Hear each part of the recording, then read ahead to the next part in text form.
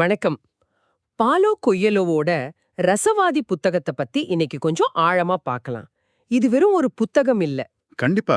இது ஒரு கலாச்சார நிகழ்வினே சொல்லலாம். ஆமா, உலகெங்கும் கோடிக்கணக்கான மக்கள் வாழ்க்கையில ஒரு தாக்கத்தை ஏற்படுத்தியிருக்கு. வெளிப்பார்வைக்கு இது ரொம்ப சிம்பிளான கதை. சாண்டியாகோன்னு ஒரு ஆடு மேய்க்கிற பையன் ம், ஸ்பெயின்லேருந்து எஜிப்டுக்கு ஒரு புதையலை தேடி போறான். ஆனா அதுக்குள்ள எவ்ளோ தத்துவங்கள் இருக்கு. ஆமா. அதான் அதோட அழகு. மேலோட்டமா பார்த்தா ஒரு நீதி கதை மாதிரி இருக்கும்.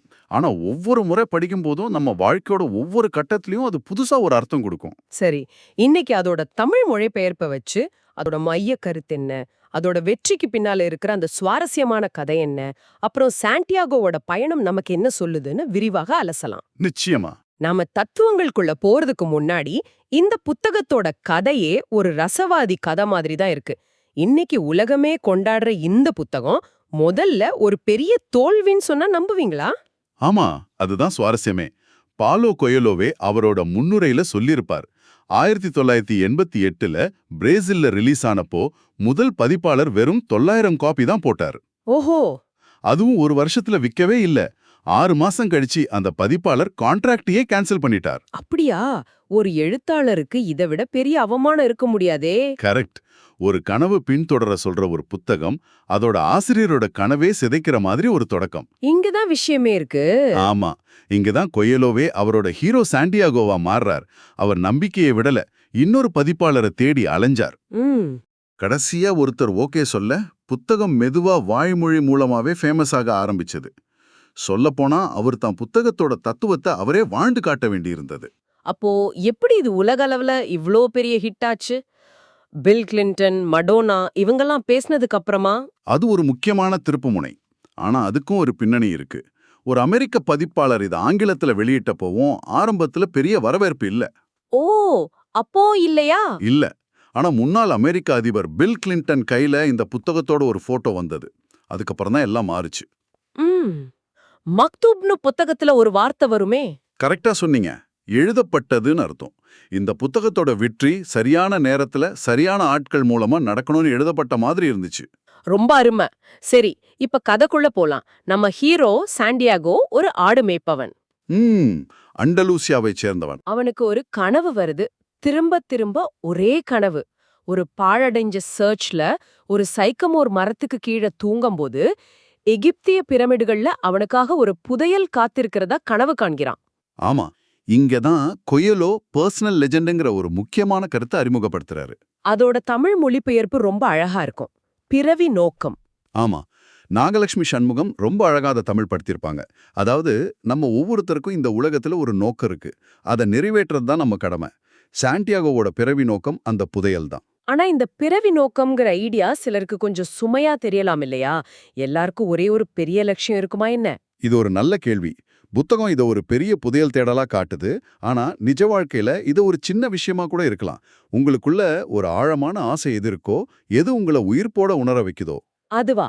அதுதான் உங்க பிறவி நோக்கம். அது ஒரு கலையை கத்துக்கிறதா இருக்கலாம், ஒரு தொழில் தொடங்குறதா இருக்கலாம், ஏன் ஒரு நல்ல குடும்பத்தை உருவாக்குறதா கூட இருக்கலாம். அந்த மனசோட குரலை கேட்கறது தான் முக்கியம். இத தடுக்கிறது தான் உலகின் மிகப்பெரிய பொய்ன்னு சாலேமின் அரசன் மெல்கிசெதேக் சொல்றார். ஆமா, ஒரு கட்டத்துக்கு மேல நம்ம வாழ்க்கையோட கண்ட்ரோல் நம்ம கையில இல்ல, விதிதான் எல்லான்னு நம்புறது தான் அந்த பொய். நம்ம பல பேர் மனசுல இந்த எண்ணம் இருக்கு. அந்த அரசன் சாண்டியாகோக்கு ஊக்கமளிச்சு ஊரியும் தும்மியும்னு 2 கற்களை கொடுத்து பயணத்தை ஆரம்பிச்சு வைக்கிறார். அவர் சொல்றதுதான் இந்த புத்தகத்தோட மைய மந்திரம். நீ உண்மையிலேயே உன்னை விரும்பினா இந்த பிரபஞ்சம் முழுவதும் அதை அடைய உனக்கு உதவும். ஆனா அந்த உதவி சும்மா வராதுன்னு நினைக்கிறேன். கண்டிப்பா. அதுக்கு முன்னாடி பிரபஞ்சம் நம்மள சோதிக்கும். அந்த சோதனை உடனே வருது. ஆடுகளை வித்துட்டு அவ்வளோ நம்பிக்கையோட ஆப்பிரிக்காவுக்கு போறான். டான்ஜியல்ல கால் வச்ச நாளே மொத்த பணமும் திருடு போயிடுது. ஆமா, பிரபஞ்சம் உதவுன்னு தானே அரசன் சொன்னான். இது என்ன ஒரு பெரிய முரண்பாடா இருக்கு? இது ஒரு கெட்ட சகுனமா? திரும்பி போன்னு பிரபஞ்சம் சொல்லுதா? இதான் முக்கியமான பாயிண்ட். இதான் சோதனை. பிரபஞ்சம் உங்களுக்கு உதவும், ஆனா உங்க உறுதியை சோதிச்சதுக்கு அப்புறம் தான். இது ஒரு ஃபில்டர் மாதிரி. ஓஹோ. அர்ப்பணிப்பு இல்லாதவங்க தடையிலே நின்னுதுவாங்க. நம்மள பல பேர் சரி இது நமக்கு சரிப்பட்டு வராதுன்னு சொல்லிட்டு வீட்டுக்கு கிளம்பி இருப்போம். ஆனா சாண்டியாகோ அப்படி பார்க்கல. அவ அத ஒரு தடையா பாக்கறான், முடிவா பாக்கல. மிக சரியா சொன்னீங்க. சவால்கள் கூட பிரபஞ்சத்தோட வழிகாட்டுதலோட ஒரு பகுதி தான். அந்த சவால அவன் ஒரு படிக கடைக்காரர்கிட்ட வேலைக்கு சேர்ந்து சமாளிக்கிறான். இந்த கடைக்காரரோட கதாபாத்திரம் எனக்கு ரொம்ப பிடிச்ச, அதே சமயம் ரொம்ப சோகமான ஒரு கதாபாத்திரம். ஆமா, ஏன்னா நம்மள பலரும் அந்த படிக கடைக்காரர் தான். எப்படி சொல்றீங்க? மெக்காவுக்கு புனித பயணம் போகணுங்கிறது அவரோட வாழ்நாள் கனவு. ஆனா அவர் போவே மாட்டாரு. ஏன் தெரியுமா?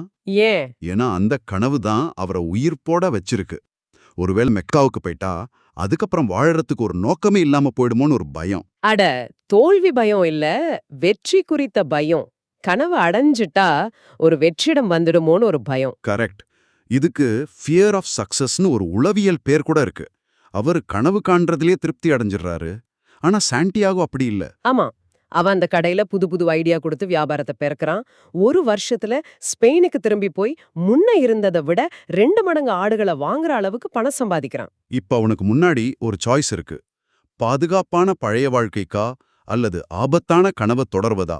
அவன் கனவை தேர்ந்தெடுக்கிறான். இதுதான் அவனுக்கும் கடைக்காரருக்கும் உள்ள வித்தியாசம். இப்போ அவனோட பயணம் சஹாரா பாலைவனத்துக்குள்ள போகுது. அங்க ஒரு ஆங்கிலேயரை சந்திக்கிறான். இங்க 2 விதமான கற்றல் முறையை அழகா ஒப்பிடுறார் கொயலோ. ஆமா, அந்த ஆங்கிலேயர் புக்க படிச்சுக்கிட்டே வருவார். அறிவு புத்தகத்துல தான் இருக்குன்னு நம்புவார். ஆனா சாண்டியாகோ அவன் ஆடுகள் கிட்ட இருந்து பாலைவனத்துக்கிட்ட இருந்து சுத்தி இருக்கிற உலகத்தை கவனிச்சு கத்துக்கிறான். இதுதான் பிரபஞ்ச மொழி. வெறும் தகவல் இல்ல, அனுபவ ஞானம். அந்த பயணத்துல அல்ஃபியும்ங்கிற பாலைவனச் சோலையில பாத்திமாங்கிற ஒரு பெண்ணை சந்திக்கிறான். பார்த்த உடனே காதல். ம் இங்க ஒரு புது சவால் வருது.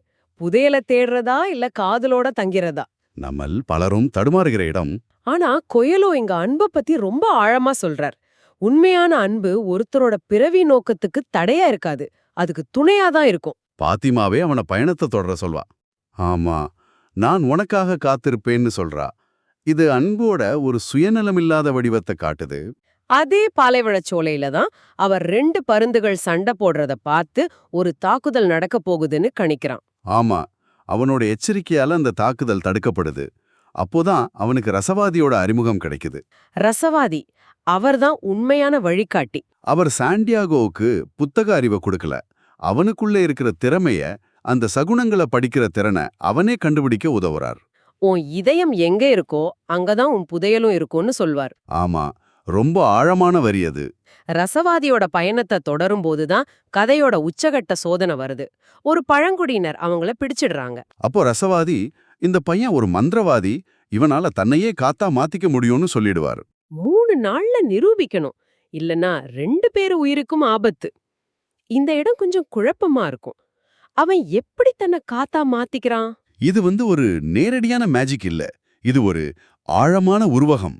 ஓ, பாலைவனம், காற்று, சூரியன், இது கூடலாம் பேசுறான். இது எதை குறிக்குதுன்னா, மனிதன் தன்னை ஒரு தனிப்பட்ட உயிரா பார்க்காம இந்த பிரபஞ்சத்தோட ஒரு பகுதியா உணர்றத குறிக்குது. அதாவது எல்லாமே ஒண்ணுங்கிற உணர்வா? கரெக்ட். அவன் பிரபஞ்ச ஆன்மாவோட சோல் ஆஃப் த வேர்ல்ட் ஒன்னா ஓரான். அந்த பிரிவினை மறையும் போது அவனால பிரபஞ்சத்தோட சக்திகளோட சேர்ந்து செயல்பட முடியுது. ஒரு பெரிய புயல் உருவாகுது. அவன் இடம் மாறுறான். அந்த சோதனையையும் தாண்டி ஒரு வழியா பிரமிடுகளை அடையறான். கனவுல கண்ட இடத்துல ஆசையா தோண்ட ஆரம்பிக்கிறான். ஆனா புதையலங்க இல்ல. புதையல் இல்ல, அதுக்கு பதிலா போர் அகதிகள் சிலர் அவனை அடிச்சு அவன்கிட்ட இருந்த கொஞ்ச நஞ்சத்தையும் பிடுங்கிக்கிறாங்க. இவ்ளோ கஷ்டப்பட்டு வந்து கடைசியில இதுதானா? இது ஒரு பெரிய தோல்வி மாதிரி தெரியுதே. இதுதான் கதையோட மாஸ்டர் ஸ்ட்ரோக். அந்த தோல்வியோட உச்சத்துல தான் அவனுக்கு உண்மையான வழிகாட்டுதல் கிடைக்குது. எப்படி? அவனை அடிச்சு அந்த திருடர்களோட தலைவன் அவனோட கனவை கேட்டுட்டு சிரிக்கிறான். அப்புறம் சொல்றான், நானும் இதே மாதிரி ஒரு கனவு கண்டேன்.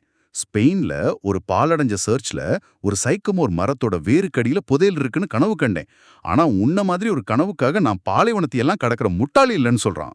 அடடா, அந்த நொடியில சாண்டியாகோவுக்கெல்லாம் புரிஞ்சுது. ஆமா, புதையல் எகிப்துல இல்ல, அவன் பயணத்தை ஆரம்பிச்ச அதே இடத்துல தான் இருக்கு. இதை தெரிஞ்சுக்கதான் இவ்ளோ பெரிய பயணமே தேவையா இருந்திருக்கா? எவ்ளோ அழகான கருத்து பாருங்க. சில சமயம் நம்ம வெளியே தேடுற பதில்கள், புதையல்கள் எல்லாமே நமக்குள்ளேயே, நம்ம புறப்பட்ட இடத்திலேயே இருக்கலாம். ஆனா அத உணர்றதுக்கு ஒரு நீண்ட கடினமான பயணம் தேவைப்படுது. ஆமா, அந்த பயணம் இல்லைன்னா அந்த திருடனை போல நமக்கு அந்த ஞானம் கிடைச்சாலும் அது மேல நம்பிக்கை வராது. அப்போ நாம தேடுற இலக்க விட அந்த இலக்க நோக்கிய பயணம் தான் முக்கியம்னு எடுத்துக்கலாமா? இதுல ஒரு சின்ன வித்தியாசம் இருக்கு. பயணம் மட்டும் முக்கியம் சொல்ல முடியாது, இலக்கும் முக்கியம். ரெண்டும் ஒன்னோட ஒன்னு சம்பந்தப்பட்டது. அந்த திருடன் பயணம் செய்யல, அதனால அவனுக்கு புதையல் கிடைக்கல. சாண்டியாகோ பயணம் செஞ்சான், ஆனா அவன் இலக்க மறந்திருந்தா, அதாவது பாத்திமாவோடே தங்கியிருந்தா அவனுக்கும் புதையல் கிடைச்சிருக்காது. சரிதான். இலக்கு தான் பயணத்தை தூண்டுது, பயணம் தான் இலக்க அடைய தகுதிய கொடுக்குது. சரியா சொன்னீங்க. கடைசியில சாண்டியாகோ ஸ்பெயினுக்கு திரும்பி போய் அந்த சைக்கமோர் மரத்துக்கடியில தோண்டி தங்க நாணயங்கள் நிறைஞ்ச ஒரு புதையல் பெட்டியை கண்டுபிடிக்கிறான். ஆமா, அவனுக்கு பௌதிக ரீதியான புதையல் கிடைக்குது. ஆனா இந்த பயணத்தோட உண்மையான புதையல் அது இல்ல. அந்த பயணம்தான் உண்மையான புதையல். அந்த பயணத்துல அவன் கத்துக்கிட்ட விஷயங்கள் தான் உண்மையான புதையல். நிச்சயமா. அவன் பிரபஞ்ச மொழிய கத்துக்கிட்டான், காதல கண்டுபிடிச்சான், தன்னைத்தானே புரிஞ்சுக்கிட்டான். அந்த தங்கமெல்லாம் இதுக்கு கிடைச்ச ஒரு போனஸ் மாதிரி தான். ஆக ரசவாதி நமக்கு சொல்றது இதுதான். உங்க கனவுகளை, உங்க பிறவி நோக்கத்தை பின்தொடர தயங்காதீங்க. பயணம் கடினமா இருக்கலாம், சோதனைகள் வரலாம். ஆனா நீங்க உண்மையா ஒன்ன விரும்பினா இந்த பிரபஞ்சம் உங்களுக்கு வழிகாட்டும். கடைசியில நீங்க தேடுற புதையல் நீங்க புறப்பட்ட இடத்திலே கூட இருக்கலாம். ஆனா அதை கண்டுபிடிக்கிற தகுதியை அந்த பயணம் மட்டும்தான் உங்களுக்கு கொடுக்கும். இப்போ நீங்க உங்களையே கேட்டுக்க வேண்டிய கேள்வி இதுதான். உங்களோட பிறவி நோக்கம் என்ன? அதை தொடர்றதுல இருந்து உங்களை எது தடுக்குது? ஒருவேளை உங்களுக்கான புதையலும் நீங்க புறப்பட்ட இடத்திலேயே காத்திருக்கலாம். ஆனா அதை கண்டுபிடிக்க நீங்க ஒரு நீண்ட பயணம் செய்யணுமோ? அந்த படிக கடைக்காரர் மாதிரி கனவு காண்றதையே ஒரு வசதியான இடமா மாத்திக்கிட்டு பயணத்தை தள்ளி போட்டுட்டே இருக்கீங்களா? இல்ல சாண்டியாகோ மாதிரி முதல் அடியை எடுத்து வைக்க தயாரா இருக்கீங்களா?